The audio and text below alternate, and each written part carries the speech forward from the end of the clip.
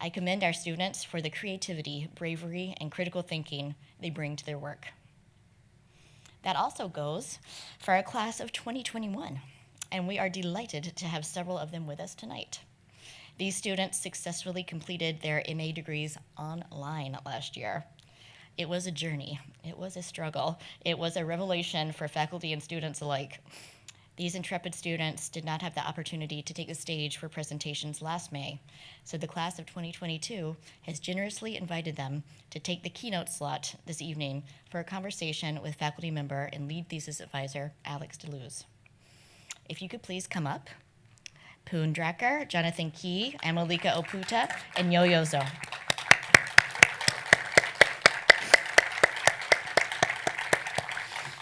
As they come up, a few words about Alex. An architect by training, Alex is one of the founding editors of Pinup Magazine, where he is now an editor at large. He teaches cultural theory to our students during the fall semester and serves as lead thesis advisor the whole way through. Alex is there for every step of the way, engaging, debating, provoking, and cheerleading, the ever-eloquent maestro of the well-timed question that can make you see things in a whole new way. Please join me in welcoming to the stage Alex Looz and members of the class of 2021.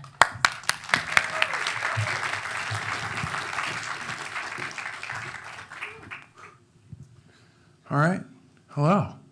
This is a very special moment because, as you heard, we didn't really have the chance to spend time together in person. Hi, Poon. Yeah, Alex. Oh, hi. Yeah, remember? And there's this whole distance thing. So your thesis was called Getting Lucky, researching, or scratch that, I should say, literally, researching the lottery as an alternative moral and economic community. Tell me what you're up to today, either creatively or professionally. So I am a writer and editor specializing in animal welfare. I'm also a longtime activist, environmental, saving trees, saving animals. I teach dance, I write poems, and I'm at CUNY Graduate Center studying gender studies and fashion studies. Thank you. Hi, Yo-Yo. Hello. It's so good to see you. So nice to see you too, and everyone. The Future of Citizenship, 4 Transformations was your thesis. What are you up to these days? I'm still studying citizenship. It's a topic of a lifetime. But more realistically, I am a data editor at Vox, the digital news publication. And I'm still reporting on immigration and global migration, which is my interest area. Thank you. Hi, John. Hi. Good to see you. Nice to see you. Nice to see you. All right. Black queer narratives. An incomplete history from the 19th century print to contemporary magazines was the title of your thesis. What are you up to these days? Yeah, so I am still doing that project. I'm still researching and writing for that, which is really exciting. I am a painter. I paint, but I also run a graphic design studio called Morcos Key that does a lot of branding and cultural and art institutional types of work. That's what I've been up to. Fabulous. Yeah. Hello. Hi, Alex. How are you, Amalika? I'm doing very well. Hi, It's everyone. great to see you. Culture of self, contemporary symbiosis and symbols, I should say, and identities of self-care was your thesis. Yeah, that's right. What am I up to today? Should I ask You the guessed question for it. myself? I'm still getting into the culture of self. That's literally a lifelong journey. But professionally, I run my own strategic communications company called Relate Media Group. And I'm working with different startups, working with media and entertainment companies, helping people figure out who they are and why they matter. And I've recently started working with some Nigerian artists, which is really exciting considering Afrobeats is taking over the world. So yeah, just doing my thing, getting into myself. Amazing. Thanks for joining us tonight. And again, thanks for everyone joining us here as well. If you want to hear more about their work, you'll find a copy of Self/Centered in the lobby. And this was the publication that these brilliant minds put together last year. So I've got some questions for you. This will give us a chance to get to know you better and maybe hear a little bit more about your work. Let's see. So you all spent an entire year learning and researching online. Were you surprised at all by the outcomes? And how did that affect the topic of your research? Yeah, let's start. Yes, me. We're on Zoom, which surprisingly was really nice for some reason. Like, I feel like I became really close with a lot of people in the class, and we're really able to like bond and connect even though we're in our own homes.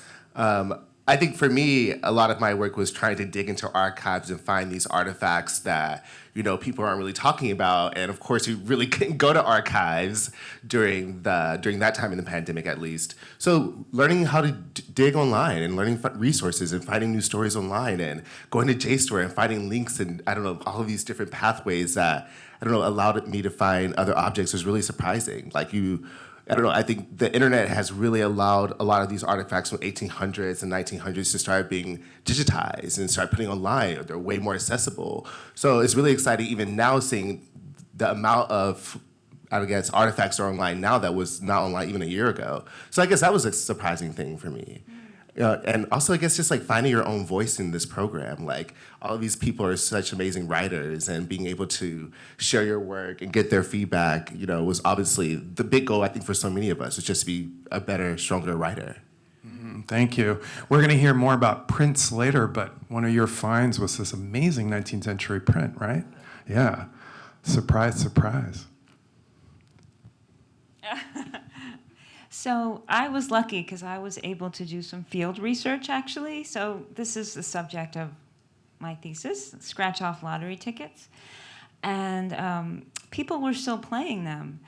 And in many cases, like playing the lottery for people gave a sense of normalcy and grounding when we really needed it. So I would just hang out in bodegas and newsstands and just watch people play. And I guess because there weren't a lot of people around, like they spent more time, and I really got this idea that it was a sense of ritual. And so I did that.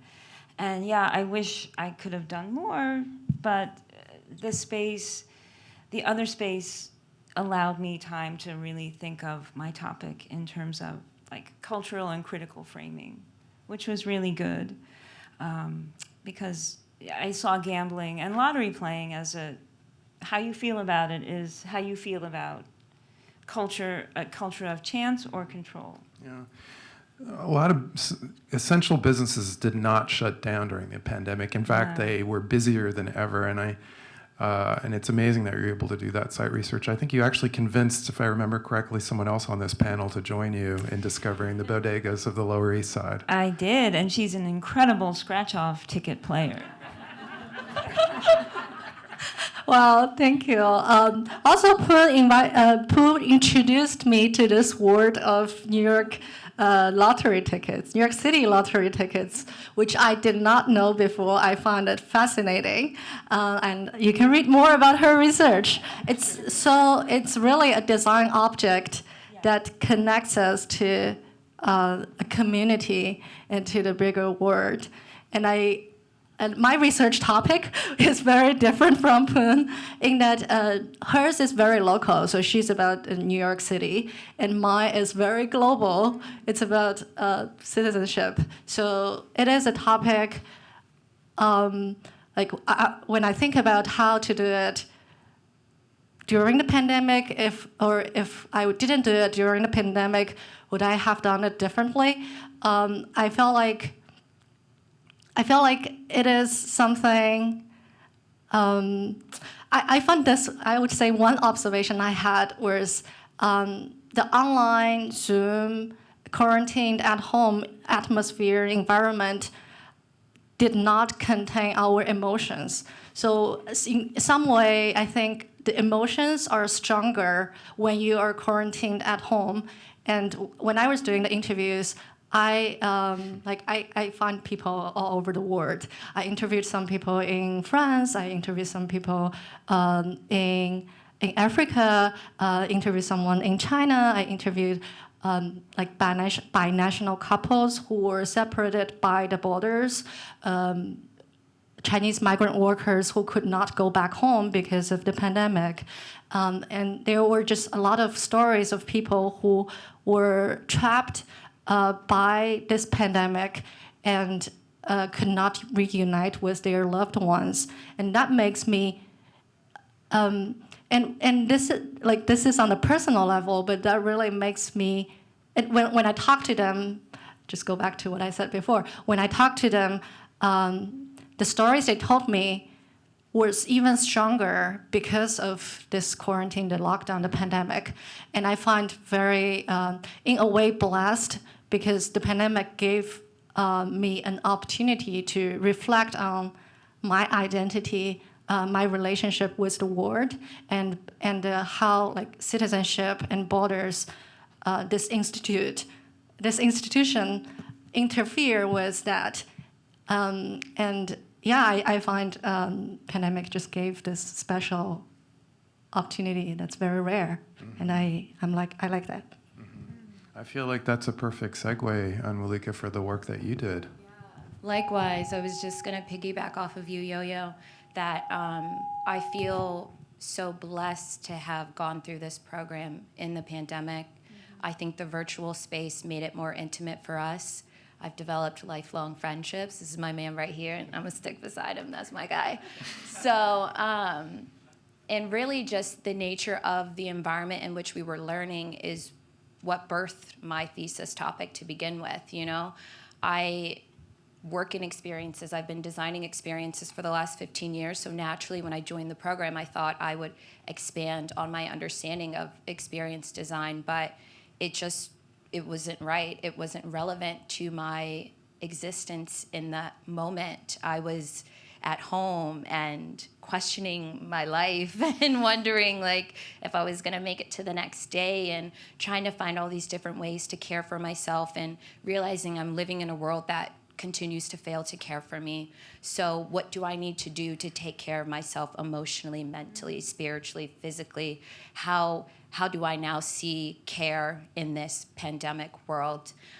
So that really led to the topic of my thesis. You know, I work with big brands and I design experiences. So it was kind of what are the brands that are prioritizing and symbolizing self-care? What are the experiences that we can identify as self-care? And, and what are some of the objects that we leverage to care for ourselves? And how does self-care tie into identity, identity redesign, and just understanding more of who we are, whose we are, and why we matter in this world.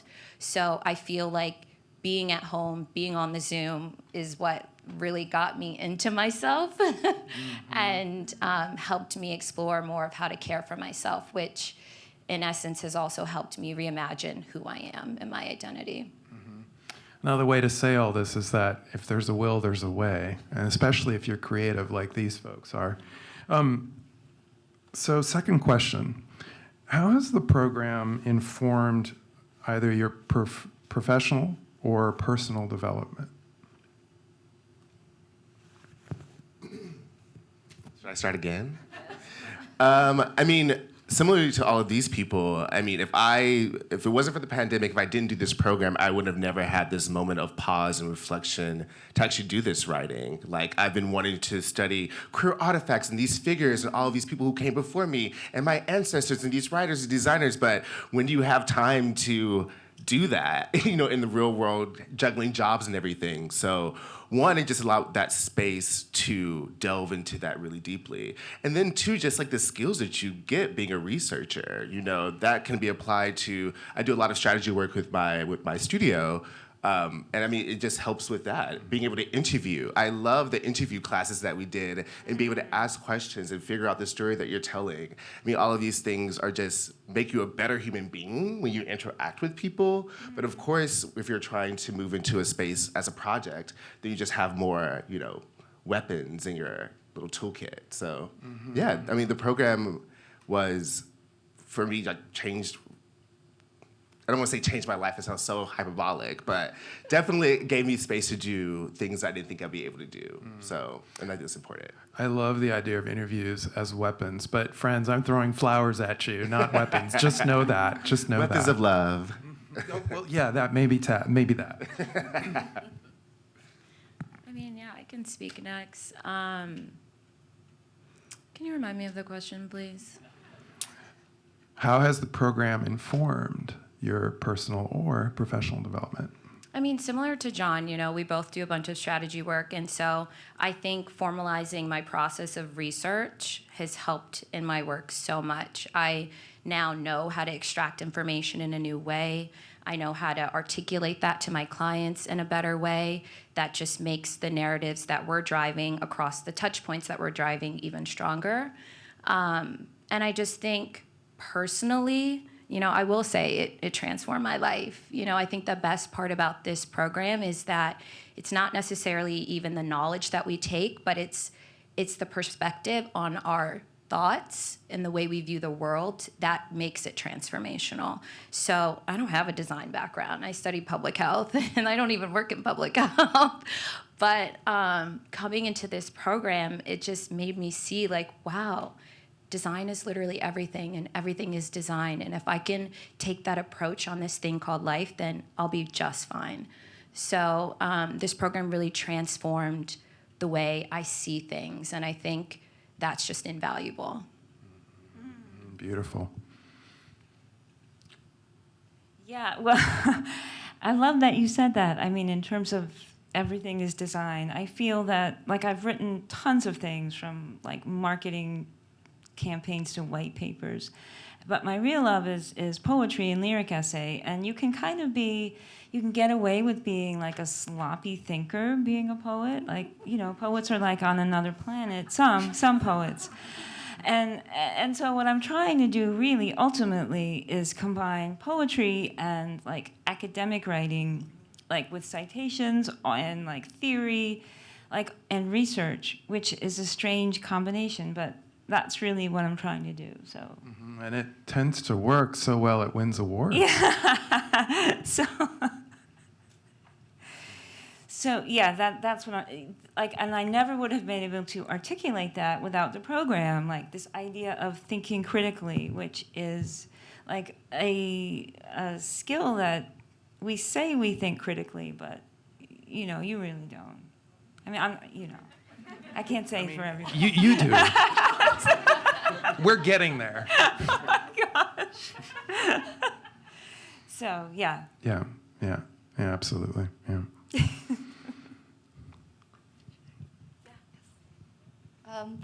I think, I guess that's true for many of the students here, is we take this program to answer a question we had before, or fulfill a task we wanted to do before that we didn't have time to do.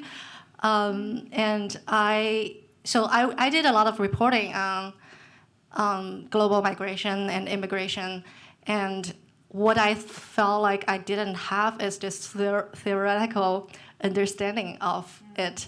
And I wanted to do some research, like deep research into the topic, like what you would get from a master's program, a PhD program, but usually at work was not able to do. And then I was able to use the program to do that, and with a forward-looking framework, which is the future of citizenship. How are we seeing citizenship going forward? And I developed some framework in my mind that I can use to ground my future reporting. And I find that very useful. And so in one way, it answered my previous question. It fulfilled my previous goal of applying and attending this program.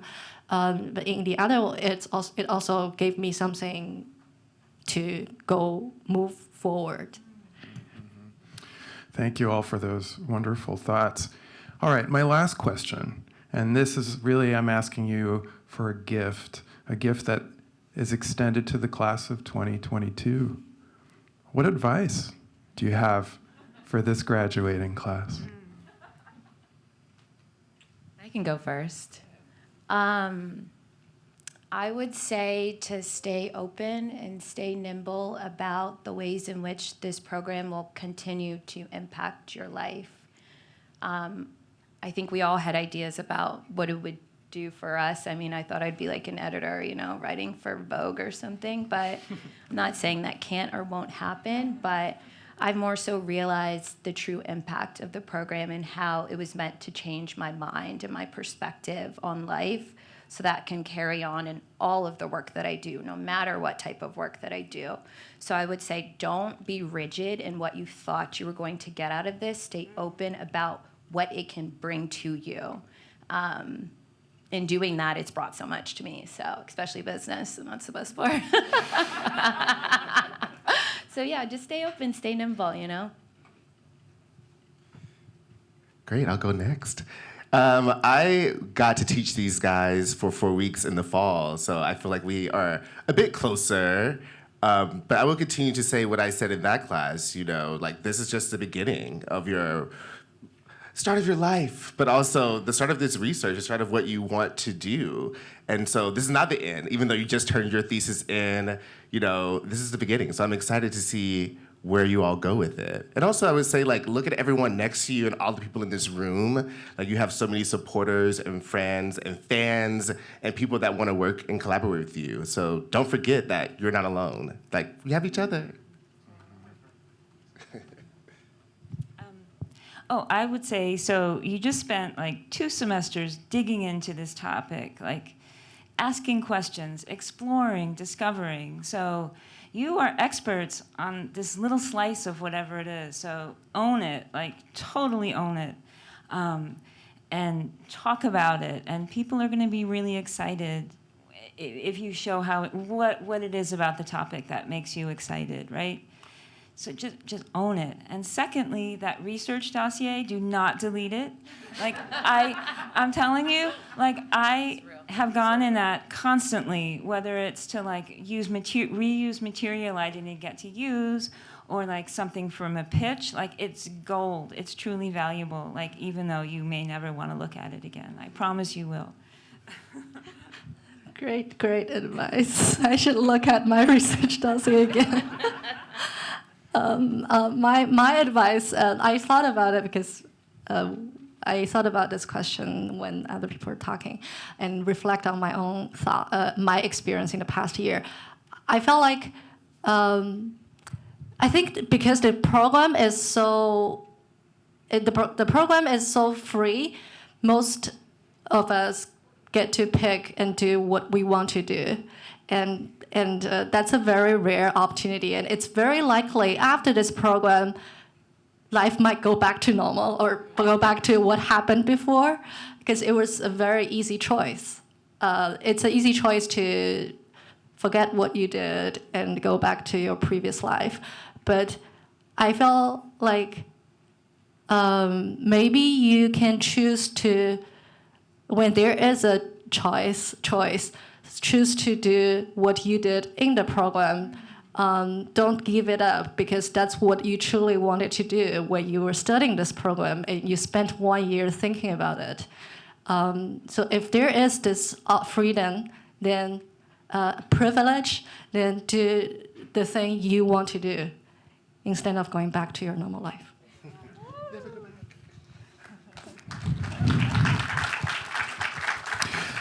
More folks, this is the class of 2021. Congratulations, post-congratulations, and continued congratulations to all of you in all the wonderful work you're going to do and are doing out in the world. Thank you for joining us today. Thank you.